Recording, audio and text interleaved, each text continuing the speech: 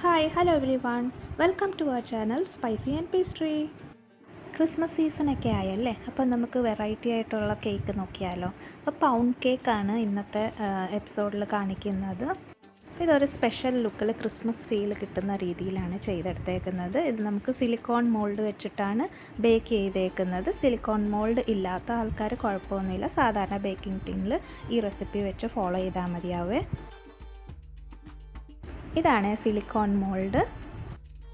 ഇത് ഞാൻ ആമസോണിൽ നിന്ന് വാങ്ങിച്ചതാണ്. ക്രിസ്മസ് സ്പെഷ്യലായിട്ട് ഉണ്ടാക്കുമ്പോൾ നമുക്ക് അതിൻ്റെ റിലേറ്റഡ് ആയിട്ടുള്ള ഷേപ്സ് വേണമല്ലോ, അതിനുവേണ്ടി ഇതിനകത്ത് ചെയ്തേ ഉള്ളൂ. അപ്പോൾ ആദ്യം നമുക്ക് ബട്ടർ വെച്ച് ഓരോ മുക്കും മൂലയും ഗ്രീസ് ചെയ്തെടുക്കണം. അതിനുശേഷം അതിലേക്ക് മൈദ വിതറി കൊടുക്കുന്നുണ്ട്. അപ്പോൾ അതെല്ലായിടത്തും ഒന്ന് സ്പ്രെഡ് ചെയ്തതിന് ശേഷം എക്സസ് വരുന്ന പൊടിയെല്ലാം നമുക്ക് കളയാം. ഇതുപോലെ റെഡിയാക്കിയതിന് ശേഷം നമുക്ക് സൈഡിലേക്ക് മാറ്റി വെക്കാം.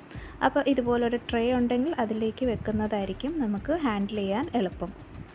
ഇനി നമുക്ക് ഡ്രൈ ഇൻഗ്രീഡിയൻസ് സീവ് ചെയ്യാം. അതിനുവേണ്ടി ഒരു അരിപ്പ് എടുത്തിട്ടുണ്ട്. ഇനി അതിലേക്ക് ഒരു 1/2 കപ്പ് മൈദ ഇടുന്നുണ്ട്. ഇനി 1 ടേബിൾ സ്പൂൺ കോൺഫ്ലോർ ചേർക്കുന്നുണ്ട്. നമ്മുടെ കേക്കിന് നല്ലൊരു ടെക്സ്ചർ കിട്ടും. ഇനി ഒരു 1/2 ടീസ്പൂൺ ബേക്കിംഗ് പൗഡറും ഒരു നുള്ളു ഉപ്പും കൂടെ ചേർത്തിട്ട് നന്നായിട്ടൊന്ന് അരച്ചിട്ട് മിക്സ് ചെയ്ത് എടുക്കണം.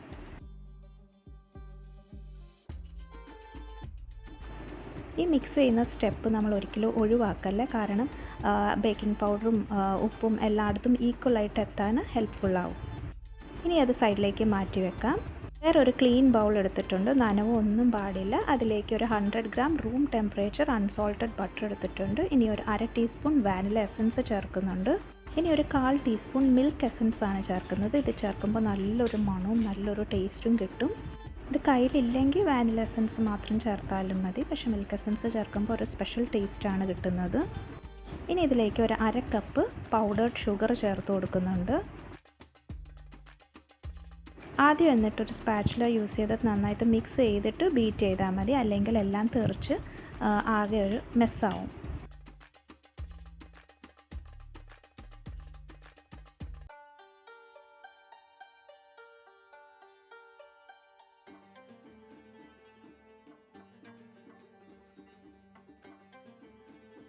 ഈ ഒരു കൺസിസ്റ്റൻസി ആകുമ്പോഴേക്കും നമുക്ക് 2 മുട്ട ചേർത്ത് കൊടുക്കണം. അപ്പോൾ ഓരോ മുട്ടയായിട്ട് ചേർത്തിട്ട് ബീറ്റ് ചെയ്തെടുത്താൽ മതി.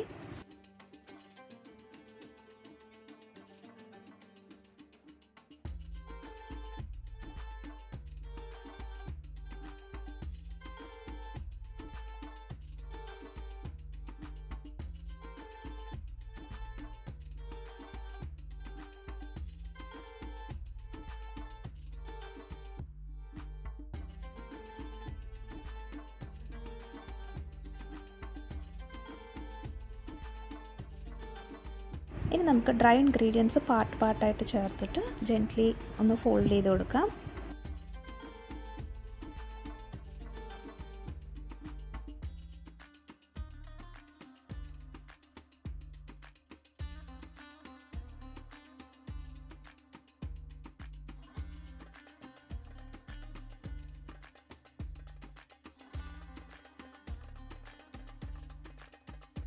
ഞാനിവിടെ പാല് വേറെ ചേർത്തിട്ടൊന്നുമില്ല. ഇതാണ് ആ ബാറ്ററിൻ്റെ ഒരു കൺസിസ്റ്റൻസി. അപ്പോൾ നിങ്ങൾക്ക് ഒരുപാട് തിക്കായിട്ട് തോന്നിക്കുവാണെങ്കിൽ ഒരു ടേബിൾ സ്പൂൺ വല്ലതും പാല് ചേർത്താൽ മതിയാവും.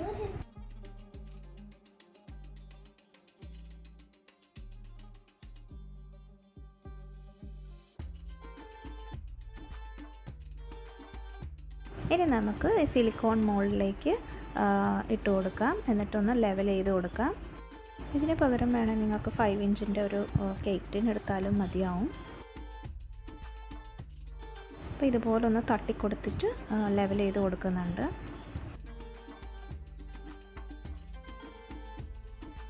എന്നിട്ട് ബേക്ക് ചെയ്യാൻ വെക്കാം. ഇപ്പം എൻ്റെ ഓവനിൽ പ്രീ ഹീറ്റ് ചെയ്ത ഓവനിൽ 165 ഡിഗ്രീസിൽ 30 മിനിറ്റ്സും പിന്നെ 160 ഡിഗ്രിയിൽ 2 മിനിറ്റ്സും കൂടാണ് വെച്ചത്. അപ്പോൾ ഓരോരുത്തരുടെ ഓവൻ്റെ ടൈമും ടെമ്പറേച്ചറൊക്കെ ഡിഫറെൻ്റ് ആയിരിക്കും. അപ്പോൾ നിങ്ങൾ അതനുസരിച്ച് നോക്കി ചെയ്താൽ മതി.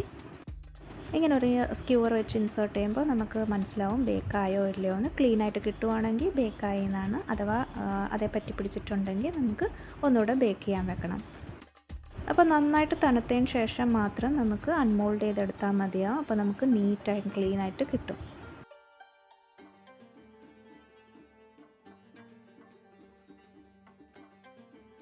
അപ്പോൾ കണ്ടില്ലേ, നല്ല ഭംഗിയുണ്ടല്ലേ. ആ ഷേപ്പൊക്കെ കാണുമ്പോഴത്തേക്ക് നമുക്കൊരു ക്രിസ്മസ് ഫീലിംഗ് ഒക്കെ കിട്ടും.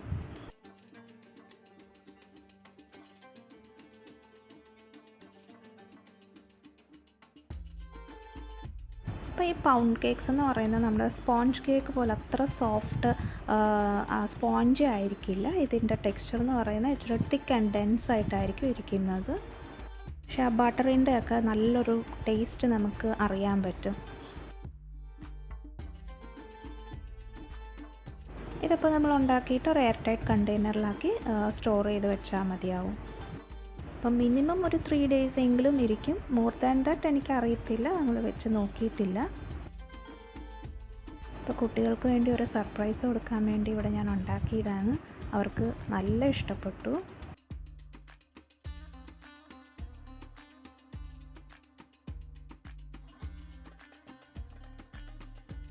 കുട്ടികൾക്ക് കണ്ടു കഴിഞ്ഞപ്പോൾ നല്ല സന്തോഷമായി.